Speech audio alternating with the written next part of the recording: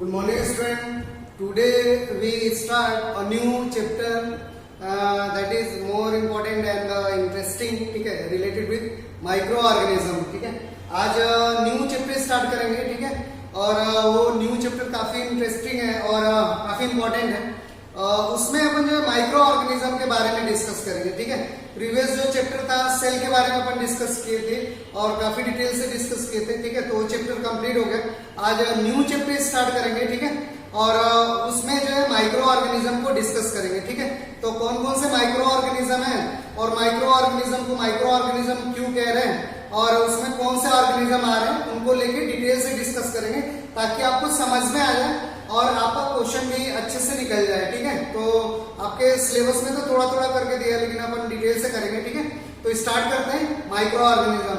हाँ, micro organism का मतलब सब हेडिंग है फ्रेंड एंड फॉय. ठीक है, कि माइक्रो ऑर्गेनिज्म कैसे हम लोग के दोस्त हैं और कैसे जो है हार्मफुल एक्टिविटी परफॉर्म करते हैं, मीन्स हम लोग के एनिमी है कैसे. ठीक है, दोस्त हैं और कुछ माइक्रो ऑर्गेनिज्म जो है दुश्मन की तरह काम भी करते हैं. ठीक है, तो ऑलमोस्ट जो है माइक्रो ऑर्गेनिज्म को जब डिस्कस करेंगे तो अपन जो है डिस्कस कर लेंगे beneficial activity of micro organism as well as harmful activity of micro organism. तो हम लोग को समझ में आएगा कौन सा फ्रेंड है और कौन से फॉय है. ठीक है, तो क्लियर हो गया. हेडिंग डालते हैं micro organism. Micro organism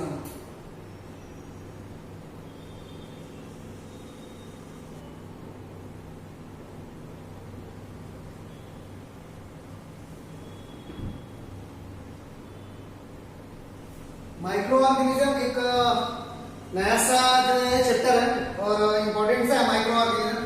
micro organism के बारे में लिखेंगे. These are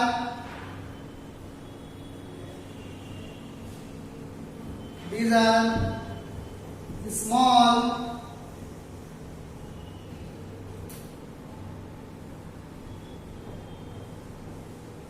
minute organism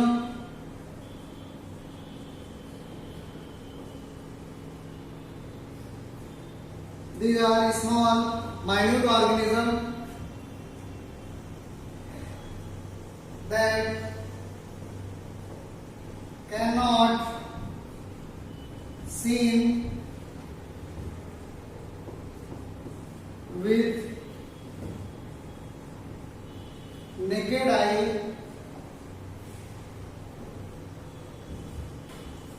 These are small minute organisms that cannot see with naked eye.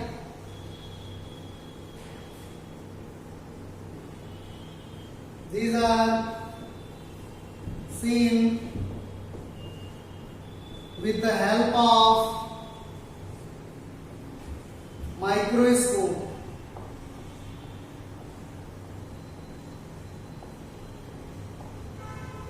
These organisms, next,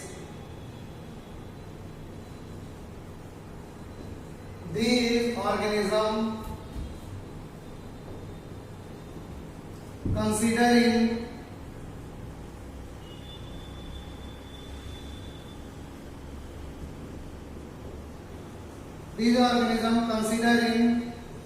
microorganism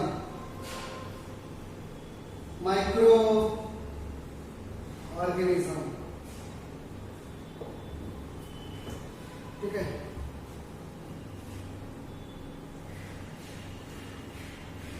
next point लिखेंगे micro organism include bacteria,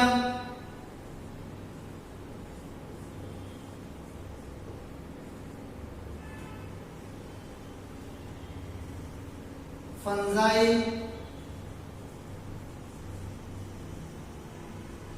protozoa,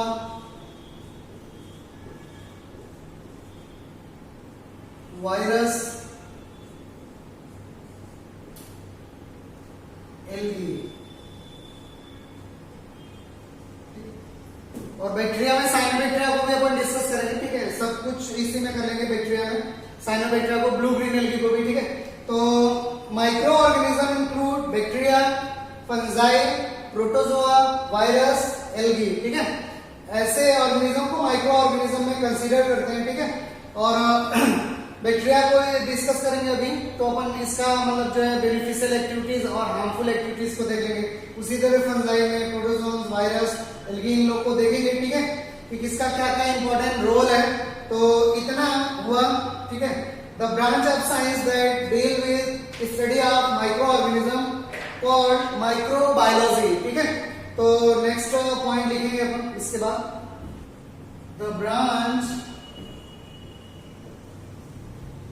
of science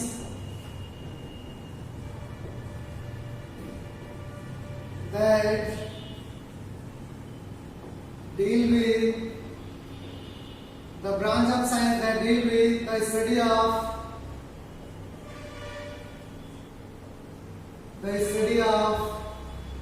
microorganism,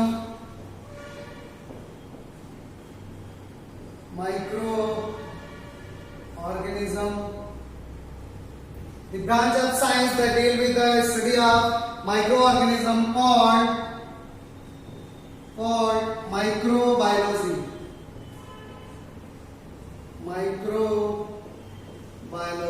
ये important है, called microbiology, ठीक है।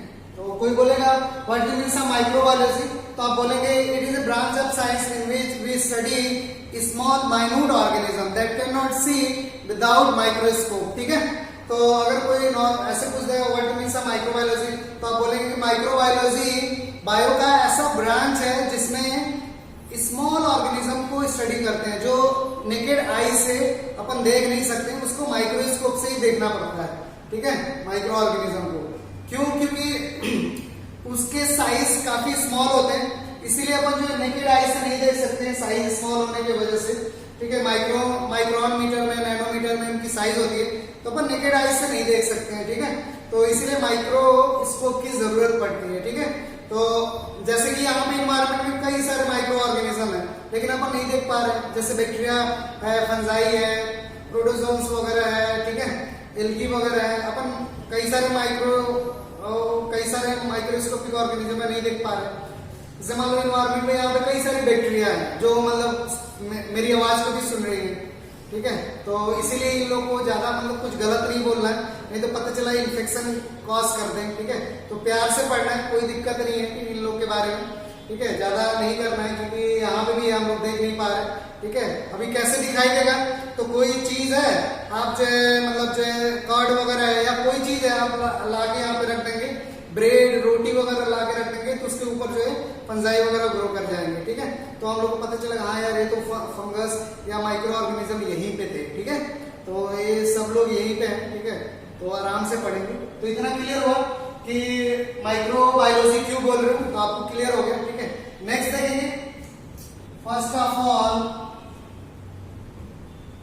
Micro organism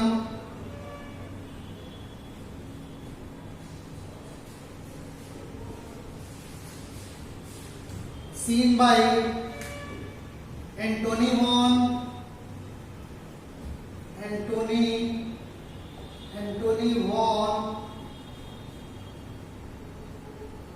Leeuwenhoek. First of all, microorganism seen by Antony von Leeuwenhoek. That organism called animalcule, ठीक है। एक question भी important है, एनिमलक्यूल टर्म कौन जो है सबसे पहले यूज किया, तो एनिमलक्यूल टर्म कौन यूज किया, तो अपन बोलते हैं एंटोनी वॉन लीवेनहॉक, ठीक है। सबसे पहले जो है माइक्रो ऑर्गेनिज्म को देखा, माइक्रो ऑर्गेनिज्म को देखा, जिसको एंटोनी वॉन लीवेनहॉक ने एनिमलक्यूल टर्म दिया या नाम दिया, ठीक है। तो first of all micro organism seen by Antonie van Leeuwenhoek, that organism called animalcule, और उस ऑर्गेनिज्म को एनिमलक्यूल बोला, ठीक है। Antonie van Leeuwenhoek called father of microbiology, ठीक है। Antonie van Leeuwenhoek called father of microbiology. Microbiology का फादर किसको बोल रहे हैं? तो अपन बोल रहे हो एंटोनी वॉन लीवेनहॉफ ने, क्योंकि सबसे पहले एंटोनी वॉन लीवेनहॉफ ने ही माइक्रो ऑर्गेनिज्म को देखा। अपने दांत के मैल को निकाला और अपने खुद के बनाए हुए माइक्रोस्कोप के हेल्प से देखा कि कई सारे छोटे छोटे माइक्रो ऑर्गेनिज्म दिखाई दे रहे हैं। उन सबको एक साथ बोलते हैं एनिमलक्यूल, ठीक है। और उस ब्रांच को जिसमें छोटे छोटे माइक्रो ऑर्गेनिज्म को स्टडी करते हैं, उस ब्रांच को बोलते हो माइक्रोबायोलॉजी। तो यहाँ पे फादर के कौन हुआ? एंटोनी वॉन लीवेनहॉफ, ठीक है। लेटर ऑन दूसरे भी जो साइंटिस्ट आए, वो सब साइंटिस्ट माइक्रो ऑर्गेनिज्म पे काम किए, तो उनके नाम से भी मतलब फादर जुड़ता है, लेकिन अपन उनको बोलेंगे मॉडर्न फादर ऑफ माइक्रोबायोलॉजी। जैसे लुईस पास्चर ने भी मतलब माइक्रो फर्मेंटेशन पे काम किया, पास्चुराइजेशन, कैसे मिल्क को हीट करते हैं बैक्टीरिया से बचाने के लिए, तो कई चीजों पे काम किया, तो उनको भी माइक्रोबायोलॉजी से रिलेट करते हैं। रॉबर्ट कोच, उनको भी माइक्रोबायोलॉजी से क्या करते हैं? रिलेट करते हैं, ठीक है। रॉबर्ट कोच ने एंथ्रेक्स बैसिलस एंथ्रेसी का डिस्कवर किया, माइकोबैक्टीरियम लेप्री, माइकोबैक्टीरियम ट्यूबरकुलोसिस, जो टीबी की बैक्टीरिया उसको डिस्कवर किया। तो रॉबर्ट कोच को भी किससे रिलेट करते हैं? तो अपन बोलते हैं माइक्रोबायोलॉजिस्ट से रिलेट करते हैं, ठीक है। तो नेक्स्ट पॉइंट में लिखता हूं, लुईस पास्चर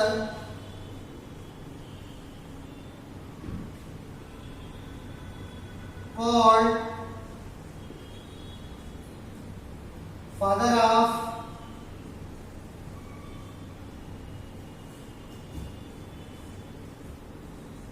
modern माइक्रोबायोलॉजी, ठीक है। लुईस पास्चर को क्या बोल रहे हैं? फादर ऑफ मॉडर्न माइक्रोबायोलॉजी, ठीक है। नेक्स्ट देख रहे हैं, एक दूसरा साइंटिस्ट है जिसको बोलते हो फादर ऑफ मेडिकल माइक्रोबायोलॉजी, ठीक है। तो इसको मैं डाल दूं, नेक्स्ट पॉइंट लिखेंगे, Lewis pasture provide pasteurisation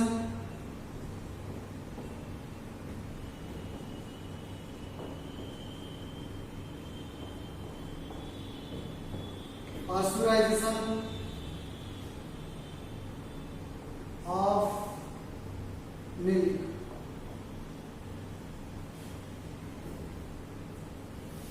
fermentation process and fermentation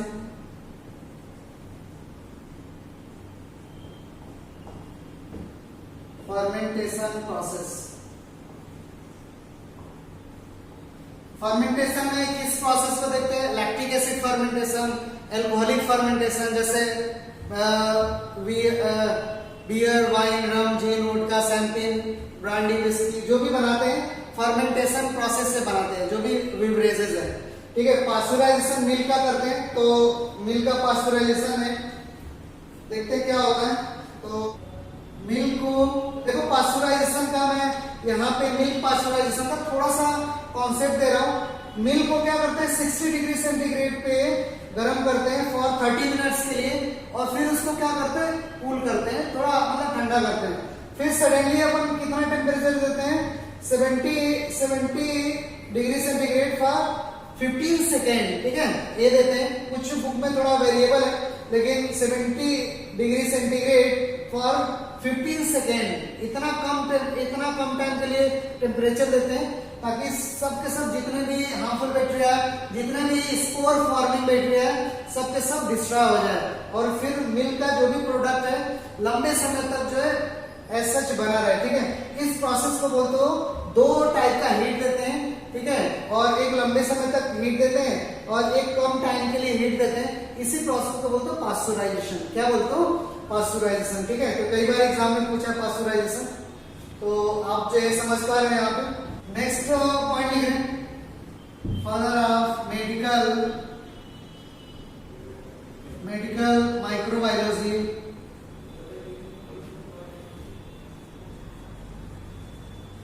कौन है? तो अपन बोलते हो रॉबर्ट कोच। रॉबर्ट कोच को बोल रहे हो father of medical microbiology, Robert Koch. Next point लिखते Robert Koch discover bacteria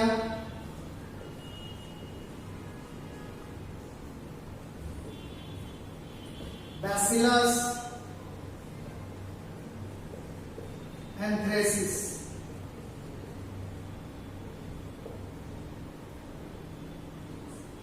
Bacillus anthracis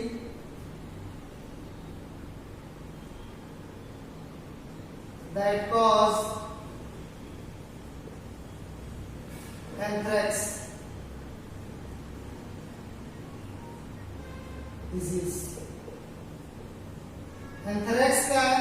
it is a respiratory problem, respiratory disease. Anthrax एक रेस्पिरेटरी डिजीज है। रेस्पिरेशन जो ए रेस्पिरेटरी पार्ट है ए इसमें प्रॉब्लम क्रिएट हो जाता है, बैसिलस एंथ्रेसी। और कौन से बैक्टीरिया को डिस्कवर किया? Mycobacterium leprae. Mycobacterium leprae, Mycobacterium leprae causes, ठीक है मैं ऊपर लिख दे रहा हूं, माइकोबैक्टीरियम लेप्री कॉजेज, क्या कॉज करती है? Causes leprosy. लेप्रोसी एक डिजीज है जिसमें आप देखते हैं उसको हिंदी में कोढ़ बोलते हैं, और उसमें क्या होता है फिंगर वगैरह मतलब कट के गिरने लगता है, ठीक है, फिंगर वगैरह का टिप का पार्ट और मतलब जो है जो भी टिप का पार्ट है वो क्या होने लगता है, डिस्ट्रॉय होने लगता है, ठीक है। और एक बैक्टीरियल प्रॉब्लम है, और फिर जो है ये मतलब जो है ट्रांसमिट भी होता है, ठीक है, कंटेजियस है, मतलब छुआछूत से भी फैलता है। तो कुछ अगर ह्यूमन बीइंग में, किसी और ह्यूमन बीइंग में अगर माइकोबैक्टीरियम लेप्री आ गया तो लेप्रोसी बीमारी कॉज कर देगा, ठीक है। ठीक है, इतना समझ में आया। रॉबर्ट कोच ने बैसिलस एंथ्रेसी जो बैक्टीरिया उसको डिस्कवर किया। बैसिलस एंथ्रेसी क्या कॉज करता है? एंथ्रेक्स, ठीक है। अच्छा, एंथ्रेक्स एक रेस्पिरेटरी डिजीज है, तो क्लियर हो गया। एक एंथ्रेक्स को पाउडर के फॉर्म में, जो बैसिलस एंथ्रेसी है उसको पाउडर के फॉर्म में अमेरिका ने एक टाइम पे पाउडर के फॉर्म में बैसिलस एंथ्रेसी को बना के रखा, और इंडिया के ऊपर और दूसरे देश के ऊपर भी क्या किया, उसको छोड़ दिया था। तो अपने वहां भी मतलब जो है एंथ्रेक्स की प्रॉब्लम जो है क्रिएट हो गया, लोगों को मतलब रेस्पिरेटरी प्रॉब्लम होने लगा, ठीक है। एयरपोर्ट वगैरह पे सबसे पहले इसको आइडेंटिफाई किया गया, ठीक है। तो बाद में पता चला कि अरे यार सबको मतलब अचानक से रेस्पिरेटरी प्रॉब्लम हो रहा है, तो बाद में पता चला कि ये मतलब कोई फॉरेन से आया था और पाउडर के फॉर्म में छोड़ा है। उस पाउडर में कौन सी बैक्टीरिया थी? बैसिलस एंथ्रेसी, ठीक है, और अमेरिका ने इसको रिलीज किया था, ठीक है। यानी कि ह्यूमन मेंटेलिटी क्या है आने वाले समय में कि माइक्रो ऑर्गेनिज्म से भी क्या किया जाएगा? वॉर किया जाएगा, ठीक है, दूसरे देश को बर्बाद किया जाएगा। माइक्रो ऑर्गेनिज्म, अगर माइक्रो ऑर्गेनिज्म से अपन लड़ाई कर रहे हैं तो माइक्रो ऑर्गेनिज्म को यूज करके दूसरे देश को बर्बाद कर रहे हैं, तो उस माइक्रो ऑर्गेनिज्म को किस तरीके से अपन यूज किए? वेपन के फॉर्म में। तो अगर लिविंग ऑर्गेनिज्म को वेपन के फॉर्म में यूज कर रहे हैं तो अपन बोलते बायो वेपन। क्या बोलते? Bio weapon. आने वाले टाइम पे अब जो है गोली बारूद और इन लोग से मतलब कम लड़ाई होगा। किससे लड़ाई होगा? माइक्रो ऑर्गेनिज्म का यूज करके लड़ाई होगा। जिस देश के पास जितना अच्छा माइक्रो ऑर्गेनिज्म वो देश उतना स्ट्रांग होगा, और जिस देश के पास जो है कम माइक्रो ऑर्गेनिज्म होगा वो उतना वीक होगा, ठीक है। अभी रिसेंटली चाइना पूरा मतलब जो है बायो वेपन के फॉर्म में कोरोना वायरस को यूज किया है, ठीक है। तो मतलब इस तरीके से बोल सकते हैं, ठीक है, कि आने वाले टाइम पे जो है, आने वाले टाइम पे क्या अभी से चल रहा है, अभी तो इससे एक चीज पता चला कि हाँ किसी देश को बर्बाद करना है तो धीरे से जो है वायरस छोड़ दो या बैक्टीरिया छोड़ दो या दूसरा कोई माइक्रो ऑर्गेनिज्म छोड़ दो, वो देश कंप्लीटली क्या हो जाएगा, बर्बाद हो जाएगा, ठीक है। और अपने लिए क्या कर लो, वो पहले ही मतलब जो है वैक्सीन वगैरह या एंटीडॉट या जो भी है उससे लड़ने वाला डिफेंस जो भी मतलब स्ट्रेटजी है उसको तैयार कर लो, फिर आप बच जाओगे, ठीक है। तो ये भी मतलब काफी इंपॉर्टेंट है, ठीक है, आपको जानना है। तो बैसिलस पॉइंट लिखेंगे, bacillus anthracis also considering bio weapon, ठीक है, मैं लिख रहा हूं इसको। नेक्स्ट पॉइंट लिखेंगे, some micro organism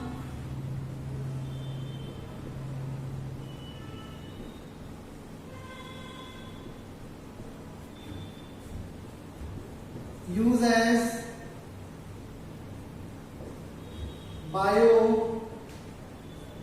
weapon. Some microorganism use as bio weapon like Bacillus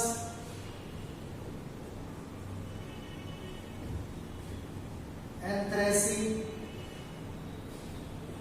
Bacillus subtilis, ये भी एक बैक्टीरिया है, Bacillus subtilis, ठीक है। इतना आपको क्लियर हो गया, ठीक है। अब अपन सबसे पहले हेडिंग डालते हैं, किस माइक्रो ऑर्गेनिज्म को लेके चल रहे हैं, तो अपन बोलते हो बैक्टीरिया, ठीक है। सबसे पहले हेडिंग डालेंगे माइक्रो ऑर्गेनिज्म में बैक्टीरिया को लिखेंगे पॉइंट करके।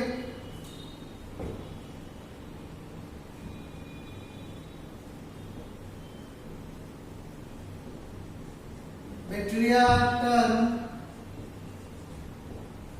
given by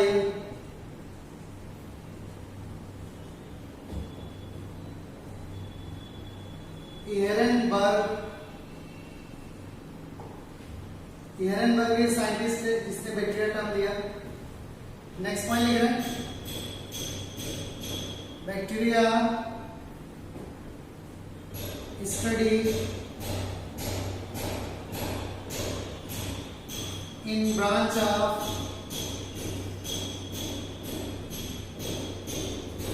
bacteria study in branch of bacteriology,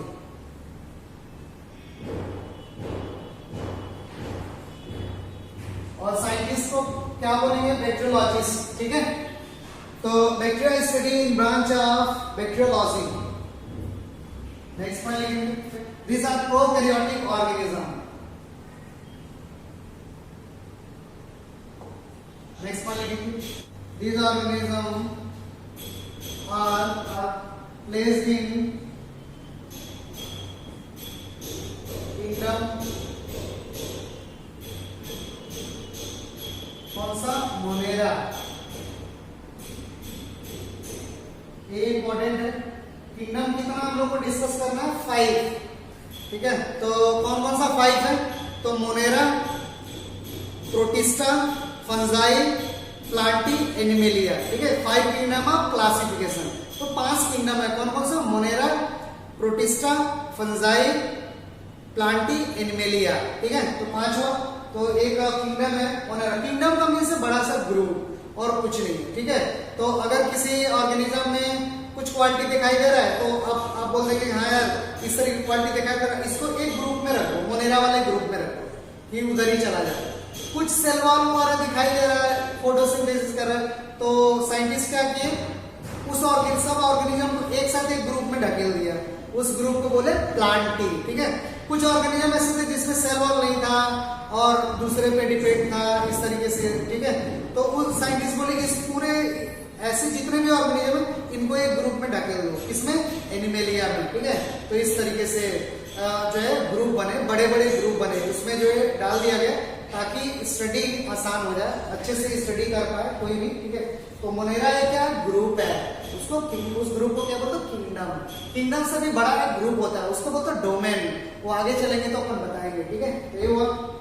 next point लिखे, बैक्टीरिया कहाँ पे प्रेजेंट होती है, तो हर जगह प्रेजेंट है। These organisms are omnipresent या कॉस्मोपॉलिटन, या इसी को दूसरे टर्म से लिखते हैं कॉस्मोपोलिटेंट मीन्स हर जगह प्रेजेंट होगा। ओमनीप्रेजेंट कहाँ पर प्रेजेंट होगा? सॉइल में, वाटर में, एयर में, दूसरे ऑर्गेनिज्म के ऊपर भी प्रेजेंट होगा, एक्सेट्रा में लिख रहा हूं, ठीक है। तो हर जगह प्रेजेंट होगा तो अपन बोलते हो कॉस्मोपोलिटेंट, या अपन बोल रहे हो ओमनी प्रेजेंट, ठीक है। नेक्स्ट पॉइंट लिखें बैक्टीरिया के कैरेक्टर को। These are structurally simple but metabolically more complex. Structure तो एकदम सिंपल सा है लेकिन मेटाबॉलिज्म वाइज में मोर कॉम्प्लेक्स है। Next point, some are, autotroph, parasite as well as symbiotic। symbiotic का मतलब समझ रहे हो? टुगेदर। बायोटिक मीन्स लिविंग, मतलब लिविंग टुगेदर, जो साथ साथ रहे, एक दूसरे को बेनिफिट करे, जैसे राइजोबियम तो एक दूसरे को बेनिफिट कर रहा है तो अपन बोलते हैं सिम्बायोटिक, ठीक है। पैरासिटिक जो दूसरे के ऊपर है, ऑटोट्रॉफ जो अपना खाना खुद से बना रहा है तो बोलते हैं autotroph. Some are autotrophs, parasite as well as symbiotic, ठीक है। लिख रहे हैं next point, their cell wall made up of peptidoglycan,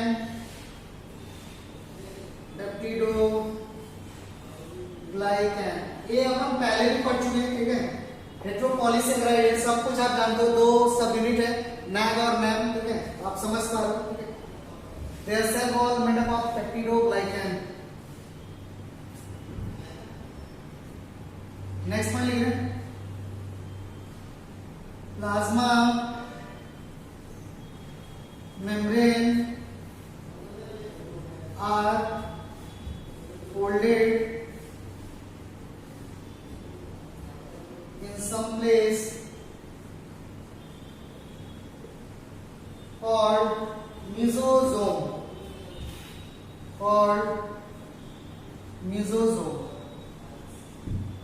ठीक है।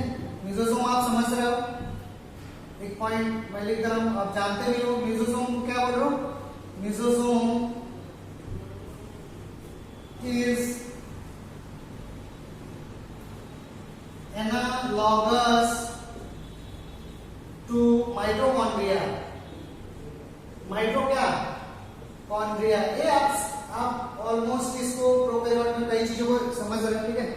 लेकिन यहाँ पे बैक्टीरिया को अपन अलग से डिस्कस करें तो आप ये समझ रहे हो, mesosome is analogous to mitochondria, means mitochondria की तरीके से काम करता कौन? मेसोसोम, ठीक है। तो ये पॉइंट आप जो है समझना है। Next, these are beneficial as well as harmful, ठीक, बेनिफिशियल भी है, हार्मफुल भी है। Next point, they contain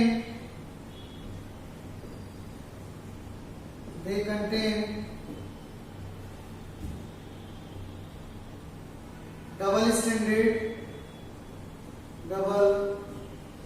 stranded circular DNA। मेरे को इसको शॉर्ट फॉर्म में लिखना है तो कैसे लिखेंगे शॉर्ट फॉर्म में? तो इस तरीके से मैं लिखूंगा, देखो इसी को शॉर्ट फॉर्म में लिखना तो अपन इस तरीके से DSDN है, डबल स्ट्रैंडेड DNA, और डबल स्ट्रैंडेड सर्कुलर DNA, तो डबल स्ट्रैंडेड DNA लिख रहे हैं सर्कुलर फॉर्म में, ठीक है। Next one, they contain 70S ribosome,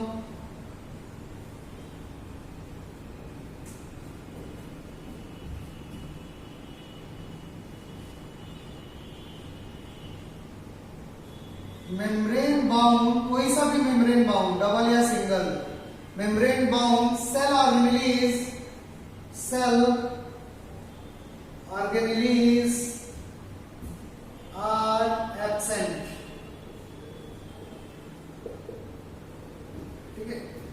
membrane bound cell organelles are absent. They show motility with the help of flagella. Flagella से क्या करते हैं, मूव करते हैं अगर फ्लेजला है तो, ठीक है। तो ये बैक्टीरिया से रिलेटेड कुछ पॉइंट हुआ। अच्छा, they contain double stranded circular DNA. अगर कोई ऐसा क्वेश्चन पूछ रहा है कि बैक्टीरिया में कितना क्रोमोसोम्स होता है, तो एक ही क्रोमोसोम्स होता है, ठीक है। इस तरीके का क्रोमोसोम्स होता है। अगर मैं बैक्टीरिया को बना रहा हूं यहाँ पे, आप देखेंगे दिस वन इज बैक्टीरिया, और ये अगर बैक्टीरिया है तो यहाँ पे सिंगल सा डीएनए और एक ही डीएनए है, या इसको बोल सकते हैं एक ही क्रोमोसोम है, इस तरीके से। और कैसा है, डबल स्ट्रैंडेड और circular.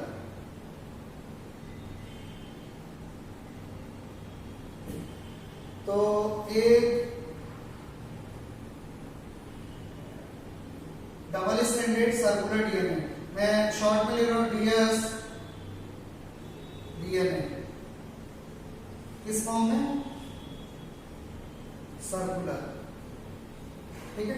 Double stranded circular DNA और 70s राइबोसोम। और ये क्या है, तो सेल वॉल। तो एक रफ सा डायग्राम है, ठीक है। और वैक्यूल वगैरह भी कुछ है सब, ये इस तरीके से 70s राइबोसोम सर्कुलर डीएनए, ठीक है। और नेक्स्ट पॉइंट लिखे, न्यूक्लियस इज एब्सेंट। न्यूक्लियस नहीं होता है, डीएनए साइटोप्लाज्म में मिलता है, ठीक है। मैं इस पॉइंट इन लोगों को हटा दूं यहां से। बैक्टीरिया कंटेन सिंगल क्रोमोसोम, ठीक है। कितना क्रोमोसोम है, सिंगल। ये कई स्टूडेंट को डाउट में रहता है, सिंगल क्रोमोसोम, जितना डीएनए उतना क्रोमोसोम। अगर कोई इस तरीके से क्वेश्चन पूछ रहा है कि हम लोग के बॉडी में कितना टोटल क्रोमोसोम का नंबर होगा, तो सिंपल आप समझ रहे हो कि मतलब 46 क्रोमोसोम्स का नंबर होगा, ठीक है। अगर कोई बोला कि ह्यूमन बॉडी में कितना डीएनए का नंबर होता है, तो आप डायरेक्ट आंसर उतना ही दे दोगे कि 46 डीएनए भी होता है, ठीक है। जितना क्रोमोसोम्स का नंबर उतना ही डीएनए का नंबर, ठीक है। क्यों, क्योंकि क्रोमोसोम डीएनए का ही बना होता है, ठीक है। तो आप यहाँ से सिंपल वे में समझ पा रहे हो कि एक ही डीएनए है, डबल स्ट्रैंडेड, ठीक है। तो इसी तरीके से एक ही सिंगल क्रोमोसोम होगा बैक्टीरियल सेल में, तो बैक्टीरियल सेल। नेक्स्ट पॉइंट लिखें, here nucleus is absent, here nucleus is absent,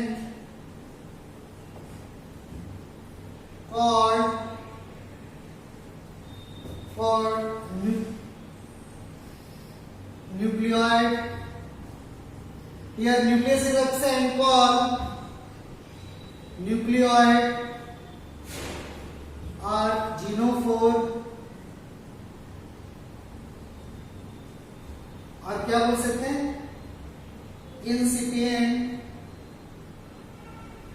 nucleus, ठीक है। और न्यूक्लियस नहीं है तो डीएनए कहां पे होगा, साइटोप्लाज्म में, ठीक है।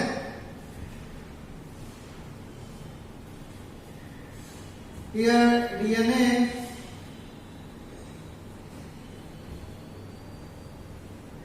present in cytoplasm, here DNA present in cytoplasm, ठीक है। डीएनए कहां पे प्रेजेंट है, साइटोप्लाज्म में।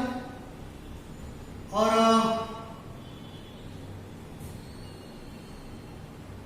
ठीक है, तो डीएनए कहां पे प्रेजेंट है, साइटोप्लाज्म में। तो आप समझ गए 70s तरीके का राइबोसोम है, ठीक है। और 2 सब यूनिट का मिलकर बना है। 30 और 50 इयर्स ये अपन जो है सेल में पढ़ चुके हैं, ठीक है। सेल वॉल कैसा है ये अपन देख लिए, ठीक है। और बैक्टीरिया को इस तरीके से देख रहे हैं कौन सा डीएनए, सर्कुलर डीएनए, ठीक है।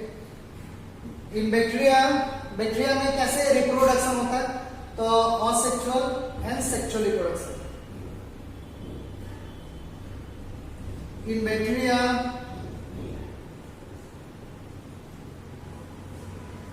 types. In bacteria, two types of reproduction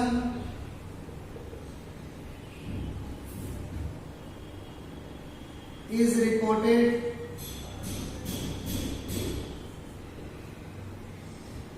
कौन सा? asexual and sexual. True sexual reproduction नहीं होता है, ठीक है. asexual mainly by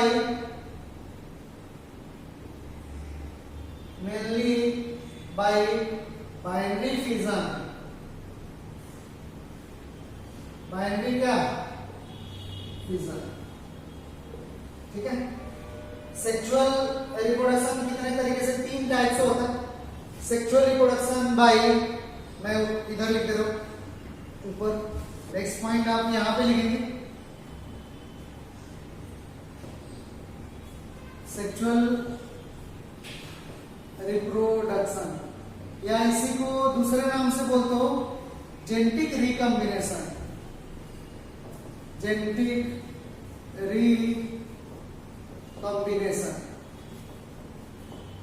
Here true sexual reproduction is absent. Here true sexual reproduction is absent. यहाँ पे ट्रू सेक्सुअल रिप्रोडक्शन नहीं होता है, ठीक है. रिप्रोडक्शन को यहाँ पे अपन बोल रहे हो जेनेटिक रिकॉम्बिनेशन. जेनेटिक रिकॉम्बिनेशन का सिंपल सा मीन्स हुआ कि डीएनए का छोटा सा पार्ट एक जगह से कट के दूसरी जगह जाके लग जाता है, उसी को बोलते हो जेनेटिक रिकॉम्बिनेशन. जैसे मेरे को आपको क्लियर बताना है तो इस तरीके से बोलेंगे कि अगर मान लो कि ये कोई बैक्टीरियल सेल है, this one is bacterial cell, और बाहर की ओर और बैक्टीरियल सेल का खुद जो है डीएनए है इस तरीके से. दिस वन इज, और यहां पे बाहर फॉरेन डीएनए इस तरीके से मिल रहा है. डीएनए आउटसाइडर डीएनए, और इसका कुछ पार्ट कट के यहां से और बैक्टीरिया के सेल के अंदर जाके यहां पे जो इंसर्ट हो जाता है. This process is called genetic recombination. मतलब एक जगह से कट के दूसरी जगह क्या हो गया? रिकम्बाइन हुआ है. छोटा सा पार्ट यहां से कटा और कहां पे जाके लग गया? दूसरे बैक्टीरियल सेल में जाके लग गया. तो इस प्रोसेस को क्या बोलते हो? Genetic recombination. बैक्टीरियल में ट्रू सेक्सुअल रिप्रोडक्शन नहीं होता. ट्रू सेक्सुअल रिप्रोडक्शन में क्या होता है? गैमेट फॉर्म होता है, गैमेट का फ्यूजन होता है, ठीक है, जाइगोट वगैरह फॉर्म होता है. लेकिन यहाँ पे कोई ऐसा कंडीशन हुआ? जाइगोट वगैरह फॉर्म हुआ, गैमेट वगैरह फॉर्म हुआ? कुछ नहीं हुआ. मियोसिस हुआ? नहीं हुआ. तो इसीलिए बोलते हो ट्रू सेक्सुअल रिप्रोडक्शन नहीं होता. हाँ, सेक्सुअल रिप्रोडक्शन होता है लेकिन ट्रू सेक्सुअल रिप्रोडक्शन नहीं होता. यहाँ पे सेक्सुअल रिप्रोडक्शन को क्या बोलते हो? Genetic recombination. क्यों जेनेटिक रिकॉम्बिनेशन बोल रहे हो? क्योंकि small part of one DNA cut from outside and insert to another DNA या बैक्टीरियल सेल, ठीक है. ऐसे बोल सकते हैं कि जेनेटिक रिकॉम्बिनेशन यहाँ पे बोल रहे हो. क्यों? क्योंकि एक जगह से डीएनए का छोटा सा पार्ट कट के दूसरे डीएनए से जाके अटैच हो जाता है, ठीक है. Small piece of one DNA cut and attach with other DNA. This process is called genetic recombination. एक जगह से डीएनए का कुछ पार्ट कटा और जाके वही पार्ट दूसरे डीएनए से अटैच हो गया. तो इस प्रोसेस को बोलते हो जेनेटिक रिकॉम्बिनेशन. अब इस बैक्टीरियल सेल का या इस बैक्टीरिया का कैरेक्टर क्या हो जाएगा? चेंज हो जाएगा. तो बैक्टीरिया में इस तरीके से सेक्सुअल रिप्रोडक्शन होता है, ठीक है. गैमेट नहीं फॉर्म होगा, मियोसिस नहीं होगा, कुछ नहीं होगा. केवल क्या होगा? डीएनए का कुछ पार्ट एक बैक्टीरियल सेल से कट के दूसरे बैक्टीरियल सेल में जाकर अटैच हो जाएगा, ठीक है. तो उसको बोलते हैं जेनेटिक रिकॉम्बिनेशन. इस चीज को अपन डिटेल से करेंगे जब बड़े क्लास में जाएंगे तो, ठीक है. लेकिन आप माइंड में रखना, बैक्टीरिया पढ़ रहे हो कि हाँ बैक्टीरिया में 2 तरीके का रिप्रोडक्शन होता है. एक को अपन बोलो असेक्सुअल और दूसरे को बोलो सेक्सुअल. असेक्सुअल मोस्टली बडिंग से बाइनरी फिजन से होता है, और सेक्सुअल रिप्रोडक्शन 3 तरीके से होता है, ठीक है. आपको 3 तरीका याद रखना कि कौन कौन किस तरीके से होता है, ये अपने यहाँ पे नहीं जो है डिस्कस कर रहे हैं, ठीक है। सेक्सुअल रिप्रोडक्शन या इसी को genetic recombination, here too sexual reproduction is absent, ये अपन लिखें। और 3 टाइप कौन कौन सा उसको अपन लिख दे रहे हैं, ठीक है। मैं नीचे वाले को मैं इसको हटा दूं यहाँ से, ठीक है। पूछेगा क्यों जेनेटिक रिकॉम्बिनेशन बोलते हो, तो आप केवल इतना बोलना कि एक डीएनए का छोटा सा पार्ट करके कट करके दूसरे डीएनए से जाकर अटैच हो जाता है, उसी को बोलते हैं जेनेटिक रिकॉम्बिनेशन, ठीक है। नेक्स्ट पॉइंट लिखेंगे, it is 3 types, it is 3 types. कौन कौन सा, तो कौन कौन सा 3 टाइप है, तो अपन बोलते हैं transformation, transformation, conjugation,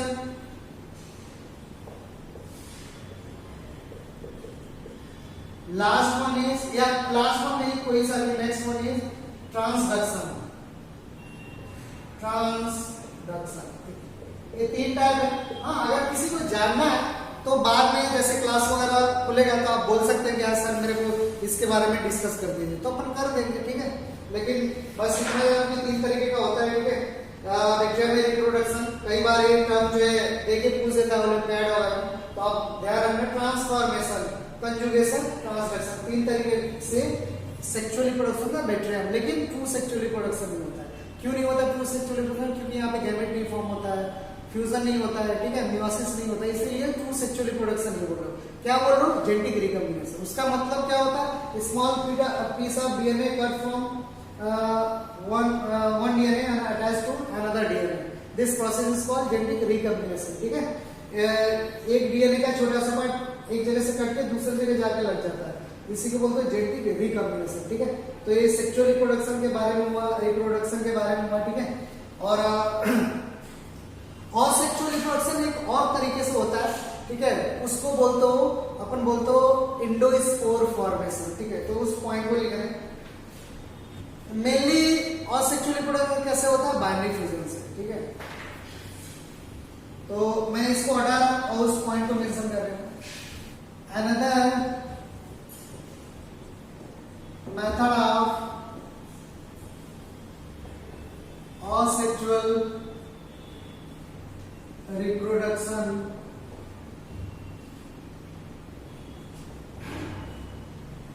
is endospore formation. Endospore formation.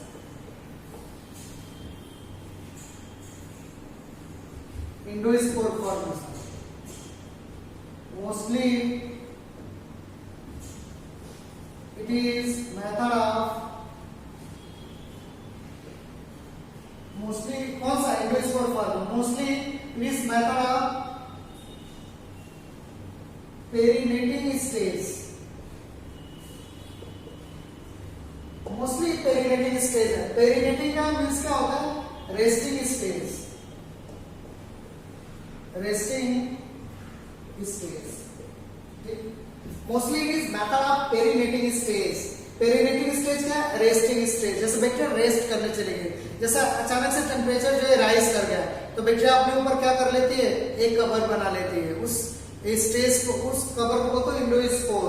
और फिर बैक्टीरिया क्या कर रही है, रेस्टिंग स्टेज में चली जाती है, रेस्ट में, डॉर्मेंट स्टेज में चली जाती है, उसी को बोलते हैं पेरिनेटिंग स्टेज। तो इंडोस्पोर रियल में सेक्सुअल असेक्सुअल मेथड नहीं है, एक पेरिनेटिंग स्टेज है, लेकिन एक कंट्राडिक्टरी पॉइंट है। कुछ साइंटिस्ट ये मानते हैं कि हाँ रिप्रोडक्शन का मेथड है, कुछ साइंटिस्ट ये मानते हैं रिप्रोडक्शन का नहीं है, केवल कैसा है, तो रेस्टिंग स्टेज है। लेकिन आप लिख लो असेक्सुअल, कई सारे साइंटिस्ट मानते हैं कि असेक्सुअल का एक मेथड है, कई सारे साइंटिस्ट नहीं मानते, कंट्राडिक्टरी है, तो आप साइड में रखेंगे, ठीक है। अगर इस तरीके से क्वेश्चन पूछ रहा है कि reproduction is a method of asexual method, sexual method, both, ठीक है, ऑल ऑफ दीज, तो आप क्या लगाएंगे, असेक्सुअल मेथड, क्योंकि आपके पास चॉइस नहीं। दूसरा, अगर इस तरीके से क्वेश्चन पूछ रहा है कि endospore is mostly method of perennating stage या रेस्टिंग स्टेज। नेक्स्ट ऑप्शन दिया है असेक्सुअल रिप्रोडक्शन, थर्ड ऑप्शन दिया है सेक्सुअल रिप्रोडक्शन और फोर्थ ऑप्शन दिया है नन ऑफ दीज। तो उस टाइम पे क्या लगाएंगे? अब देखिए, अब ऑप्शन 1 में क्या दिया? पेरिनेटिंग, 2 में क्या दिया? Asexual reproduction. तो मोस्ट करेक्ट आंसर क्या हुआ? तो अपन बोलेंगे पेरिनेटिंग स्टेज। असेक्सुअल दिया है लेकिन लगाएंगे किसको? फर्स्ट ऑप्शन को, पेरिनेटिंग स्टेज को। ठीक है, तो कभी कभी दोनों ऑप्शन सही रहते हैं, मोस्ट करेक्ट आंसर जो टिक करना रहता है। ठीक है, तो आपको ये चीजें समझ में आई। ठीक है, उसके बाद थोड़ा जब रिप्रोडक्शन वगैरह आएगा तो अपन इंडोस्पोर को थोड़ा सा बताएंगे। इंडोस्पोर मतलब क्या है? ठीक है, देखो इंडोस्पोर इस तरीके का स्पोर है और बैक्टीरिया एडवांस कंडीशन में बढ़ाती है। ये कोई बैक्टीरियल सेल है और बैक्टीरिया क्या करती है? एडवांस कंडीशन में अपने अंदर इस तरीके से एक टफ लेयर फॉर्म कर लेती है। अंदर की ओर एक टफ लेयर फॉर्म हो रहा है, सो इट्स कॉल्ड एंडोस्पोर अपन बोलो, अंदर की ओर बन रहा है तो एंडो बोल रहा हूं, एंडोस्पोर। ठीक है, और इसी में इसका डीएनए वगैरह आ जाता है और जो भी छोटा कुछ साइटोप्लाज्म वगैरह है ये आ जाता है। तो दिस वन इज एंडोस्पोर। तो एंडोस्पोर को बाद में करेंगे। ठीक है, अभी तो नॉर्मल दे रहे हैं बैक्टीरिया के बारे में। तो बैक्टीरिया में एंडोस्पोर भी बनता है, ये काफी इंपॉर्टेंट है। इसके बाद अपन करेंगे बैक्टीरिया को डिवाइड करेंगे। Bacteria divide on the basis of shape. Shape के बेस से बैक्टीरिया को 4 टाइप से डिवाइड करेंगे। ठीक है, चलिए ठीक है, इसको यहीं पे रहने देते हैं। ठीक है, जब भी आएंगे अपन नेक्स्ट क्लास में तो इसको और जो है आगे अपन देखेंगे। ठीक है, और जिसको भी जो डाउट होगा वो क्लियर करेगा। Thank you student.